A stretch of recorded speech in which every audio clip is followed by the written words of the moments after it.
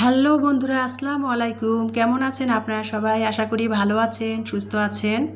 সবাই সবার পরিবার পরিজনকে নিয়ে আই হোক আলহামদুলিল্লাহ, আল্লাহর অশেষ রহমতে আমিও ভালো আছি। প্রতিদিনের মতো নতুন দিনে নতুন আরেকটি ভিডিও নিয়ে আপনাদের মাঝে হাজির হলাম আমার ভালো লাগাগুলা শেয়ার করার জন্য। তো সকাল থেকে প্রতিদিনে যেরকম সকাল থেকে শুরু করি রান্নাঘর দিয়ে, তো সকাল থেকে আর কি একজন মধ্যবিত্ত ঘরের হাউসওয়াইফের তো রান্নাঘর থেকেই শুরু হয় আর কি। সকাল রাত পোহালে সকাল থেকে তো রান্নাঘর থেকে শুরু হবে, তাই না? আমি যেহেতু হাউসওয়াইফ, মধ্যবিত্ত ঘরের একজন, আর কি বা আমার সকাল নতুনভাবে শুরু করব সকালটা সারা দিনে রান্নাঘর থেকে তো শুরু হবে। তো যাই হোক, অনেক বকবক করতেছিলাম বন্ধুরা। সকালবেলা ইলমা, এখন 8টা বাজে, ইমানি বলতেছিল যে আম্মু দাও আমি তোমাকে, ওর তো পরীক্ষা শেষ হয়ে গেছে, ফাইনাল পরীক্ষা ইন্টারের। তো এখন আর কি ফ্রি আর কি, তো বলতেছে আম্মু দাও আজকে আমি নুডলস রান্না করি। তো সেই জন্য বললাম যে দেও কাছে আমি একটা অন্য স্টাইলের নুডলস রান্না করব, তুমি তো প্রতিদিনের নুডলস রান্না করো, ডিম দিয়ে ভুনা করো নুডলস, তো আজকে দাও আমি অন্য স্টাইলে রান্না করি। তো ইমানি নুডলসটা কীভাবে রান্না করলো সেটা তো দেখতেই পেয়েছেন, একটুখানি আপনাদের বোঝানোর স্বার্থে দেওয়া ভিডিওটা ক্যামেরাবন্দি করে নিয়েছি। নুডলসটা না সব মশলা দিয়ে আর কি, মশলাটা কষিয়ে তারপরে পানি দিয়ে নুডলসটা দিয়ে, তারপর ওই পানিতে নুডলসটা সিদ্ধ করে তারপরে পানিটাতে যখন নুডলসটা সিদ্ধ হবে তখন নামাই নেবে। এটার মধ্যে ইমানি কিন্তু ডিম দিল না, বলছে আমার ডিম দিলে ভালো লাগবে না, ডিমের স্মেলটা, আর এই এভাবে নুডলস রান্না করলে ডিমটা ভালোও লাগে না খেতে নাকি। তো যাই হোক, তারপরে কিন্তু এখানে নুডলসের মশলা দিয়ে দিচ্ছে, একটুখানি সয়া সস দিয়েছে, আর এখানে টমেটো কেচাপ 1 টেবিল চামচ পরিমাণ দিয়েছে, দিয়ে তারপরে নেড়ে ছেড়ে এখন নুডলসের মশলাটা দিল, দিয়ে তারপরে নেড়ে ছেড়ে নামিয়ে নিল। এখন পরিবেশন করার পালা, এই যে বাটি বাটি ঢেলে নিচ্ছে আর কি, নিয়ে তারপরে খাবো। সকালে আজকে মেয়ের হাতের নাস্তা দিয়ে সারাদিনটা শুরু হবে আমার। তো আজকে মেয়ে নাস্তা বানালো, সেটাই আর কি আমরা খাবো। তো বাটিতে করে মেয়ে তুলে দিচ্ছে, আমি আর কি ক্যামেরাটা নিয়ে একটু দাঁড়াই, ভালো লাগাটা শেয়ার করলাম। এই যে সাথে একটু দুধ চাও বানিয়ে নিয়েছি, সকালবেলা তো চা ছাড়া তো আবার চলেই না। আর এই যে দুদিন আগে যে তালের পিঠা বানিয়েছিলাম, পানির ভাপে তালের ভাপা কেক পিঠা বানিয়েছিলাম।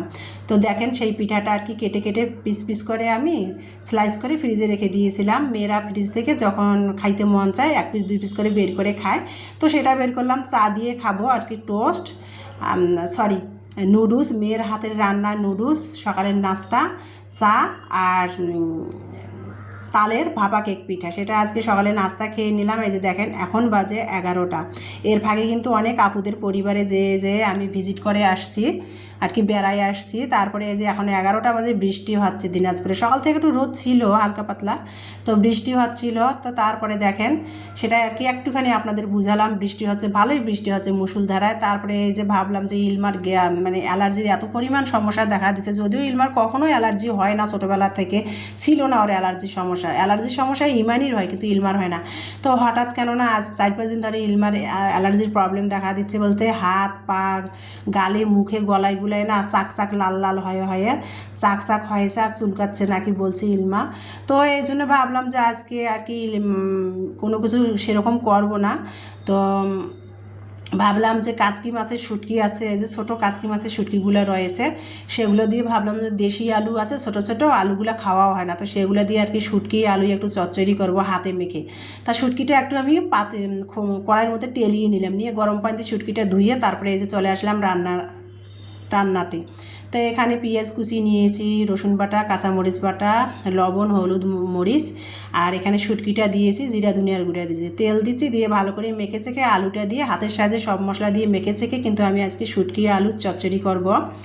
আর এটা যেহেতু ছোটো মাছের শুটকি, সেই জন্য হাতের সাহায্যে আর কি, যেমন মাছ আমরা ছোটো মাছ হাতে মেখে রান্না করি, এই শুটকিটাও আর কি হাতে মেখে রান্না করলে আমার মনে হয় ভালো লাগবে। আর শুটকিটা তো রান্নার আগে আমি ভালো করে টেলিয়ে নিলাম, নিয়ে গরম পানি দিয়ে ধুলাম। আর টেলিয়ে নিলে না শুটকিতে আলাদা একটা ঘেরান আসে, খেতেও কিন্তু ভালো লাগে। তো যাই হোক, হাতে মেখে আর কি ভালো করে দেশি আলু দিয়ে কাচকি মাছের শুটকি আজকে চচ্চড়ি দুপুরে। তা চুলার মধ্যে আমি শুটকিটা বসিয়ে দিয়ে আসছি, রাইস কুকারে ভাত দিছি, দিয়ে এই যে এখন 12টা বাজে। তারপরে কিন্তু ওয়াশরুমে আসলাম।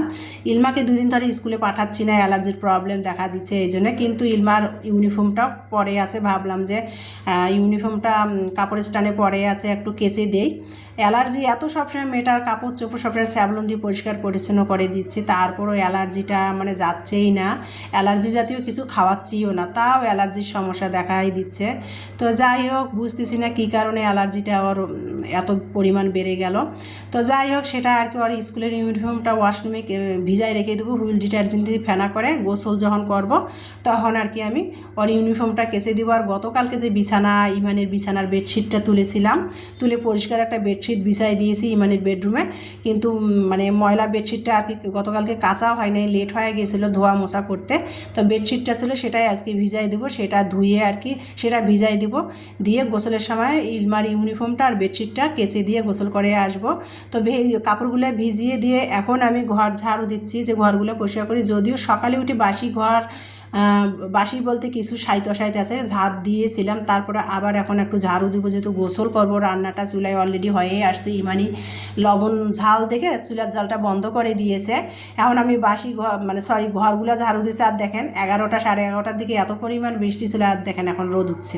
আমার ঘরে জ্বালানার ফাঁক দিয়ে আর কি রোদের আলো আর কি উকি দিচ্ছিল। তো যাই হোক এই যে ঘরগুলো ঝাড়ু দিচ্ছি, যেহেতু এখন গোসল করব, ঘরগুলো ঝাড়ু দিয়ে নিচ্ছে। আর সেটাই আর কি একটুখানি ক্যামেরাবন্দি করে নিয়ে আমার ডেলি লাইফের ভিডিও, আমার ভালো লাগাটা আমার প্রিয় আপু ভাইদের সাথে শেয়ার করতেছি।